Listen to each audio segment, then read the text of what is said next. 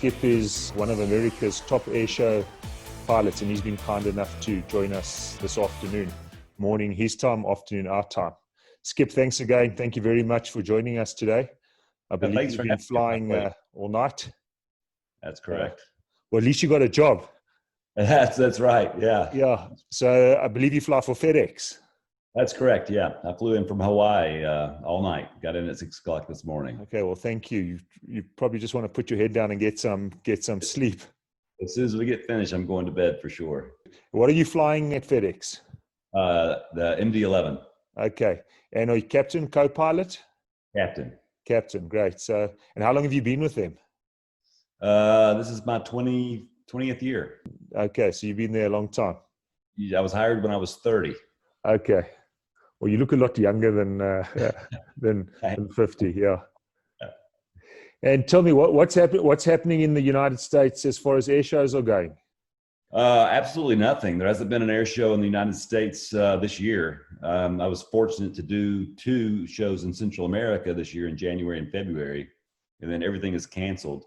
But things are starting to look up now. My first air show in the U.S. is going to be on July 10th at Pensacola Beach.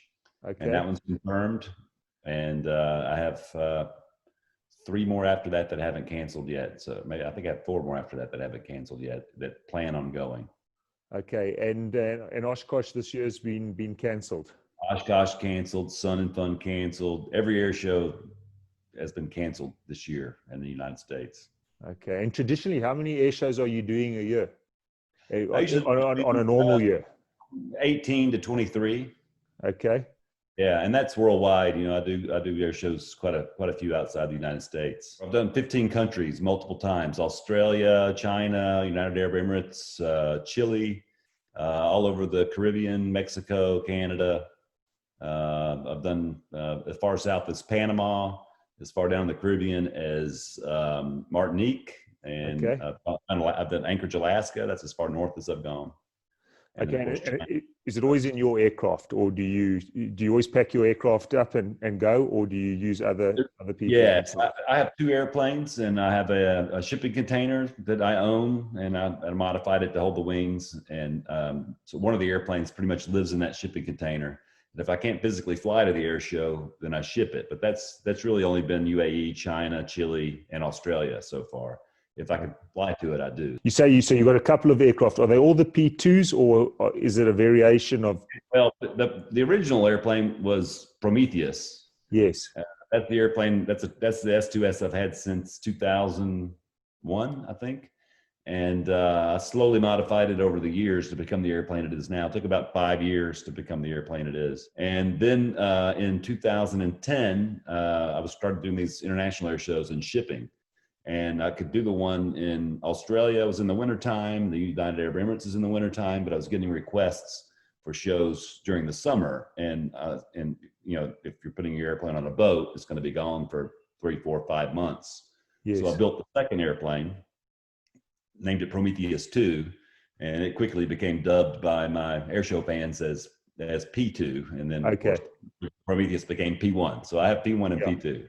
I won't get you to explain it now, but for people that would like to know, visit Skip Stewart Air Shows on Instagram, and there's a nice description by Skip on the differences between the Prometheus 1 and Prometheus 2.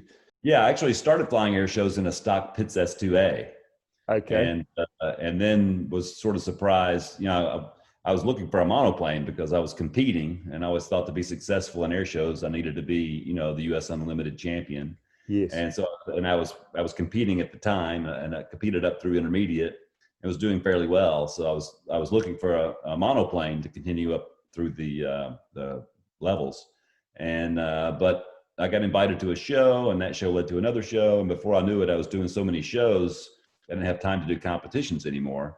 And I've always been a biplane guy. So I thought, well, instead of getting a monoplane, I'm going to go ahead and get the airplane I want to fly air shows in. So I bought a basically stock Pitts S2S. A little bit of engine modifications, had a little bit bigger rudder. Other than that, it was stock. I flew that for 1 season. And then that winter, I took it apart and went through everything. And I made a few modifications, put the paint scheme that everybody's familiar with on it. And then every winter, I would I would do something. It would upgrade the engine, change the cowling, put the titanium landing gear on it. I built new wings for it, modified the tail.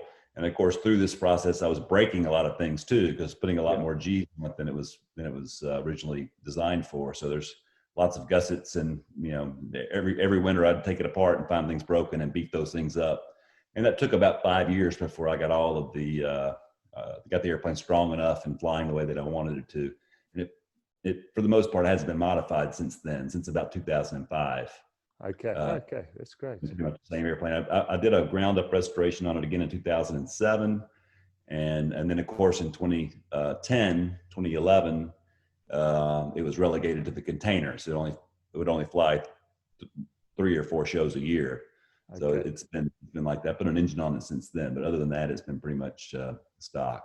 And the same with P2. Was the main difference between P1 and P2 is that when I built P2, I learned so much from building P1. Yeah. That I did it as one thought. So other than the horizontal stab and elevator I have on it, it was built as one thought at that time, and hasn't really been modified since, except for a different horizontal stab and elevator. Okay, and now the work that you do on that airplane, did you do a lot of that work yourself, or all of it? Yeah, everything. All of it. Yeah, all the welding, covering, painting, fabricating the panels, all that stuff I did myself. There's a lot of what I call store-bought things on it. The cowling, the Delmar Benjamin cowling was a purchased part, and there's a lot of parts on it that originated in other airplanes. Like I've got titanium rod gear that are very similar to the Harmon or the F1 rocket landing gear, but I had them machined shorter for the pits, but the tops and the bottoms are the same, so I can use the sockets from that airplane.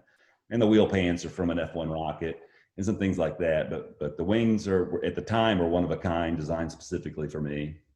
And the tail is one of a kind, designed for me. I built it from plans that an engineer friend of mine designed. And it's all just to make it strong, or light, or fly the way I want it to. And so that's all the modification, but I did it all myself. Yeah.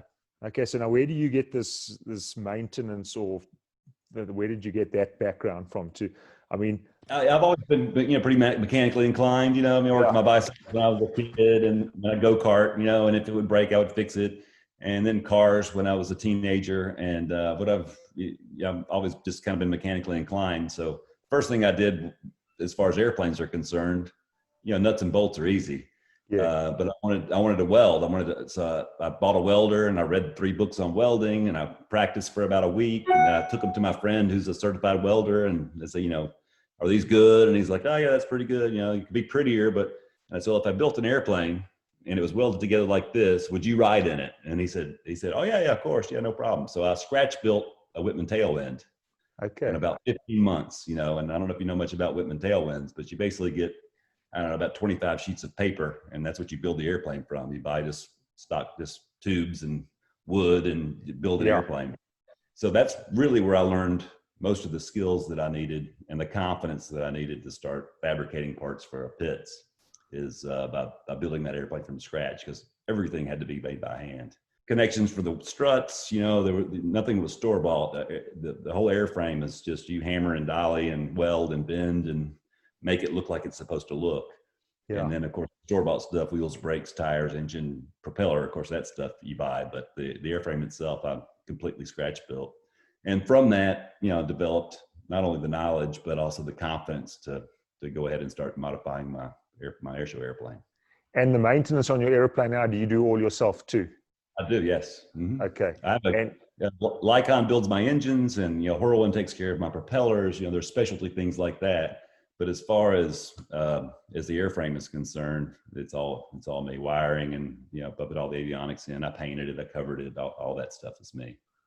So now, how do you balance all of this? You're a captain for FedEx. One of America's greatest airshow pilots, and you do all this maintenance and building by yourself. That's quite a lot of balls to juggle. It is, and the truth is that the FedEx path was in order to give me a stable job with enough time off and enough money to pursue my aerobatic passion. And it just happened that turned out that I was lucky, and I'm pretty good at flying aerobatics. So that it ended up becoming something that could self-sustain itself. But in the beginning, I was putting $45,000 on a credit card and hoping that I could fly enough air shows to pay it off by the end of the year, you know, like a farmer. Yeah. And of course, as you know, it takes a little while to build a reputation and build a business. So it was 4 or 5 years before that became profitable. Of course, I didn't care. I mean, I enjoyed flying aerobatics and I wanted to be an air show pilot. And so I used FedEx money to kind of build that business. But you know, I've been reserved at FedEx, and right now we're really, really busy, but a lot of times I'm on call and they don't use me, and I'm at the airport and I'm tinkering on stuff. And that's just, you know, Okay. So you're not always full-time with FedEx then? I'm full time, and we have to do 15 days a month Okay. on reserve. And typically you work about half of those days. So the other half, I have to be in Memphis because I'm on call, but I can be at the airport working on an airplane or, you know, whatever I need to do. But those are my days off. Okay. And then the other 2 weeks that I'm off a month during the air show season, I'm usually off flying a show somewhere. This year is obviously different, but it is a juggle, you know. But I love flying, so I get to fly for FedEx, which is awesome, and I get to fly air show, which is awesome, and I like, you know, working with my hands and building things and creating things mechanically from nothing. So it's a win-win for me. It's all good. Yeah. So now FedEx is your base is Memphis, and Yes. And where do you live? Where's your home? I live in a suburb of Memphis. Yes. Okay. It's really close to the population center of the United States. So okay. It's very, very centrally located. It's a little east of center, and slowly the population center of the United States has been moving to the west as more and more people move out towards California and all those things. So it's really more in Little Rock, Arkansas now. Yeah. But Tennessee is pretty much right in the middle, slightly east of in the United States.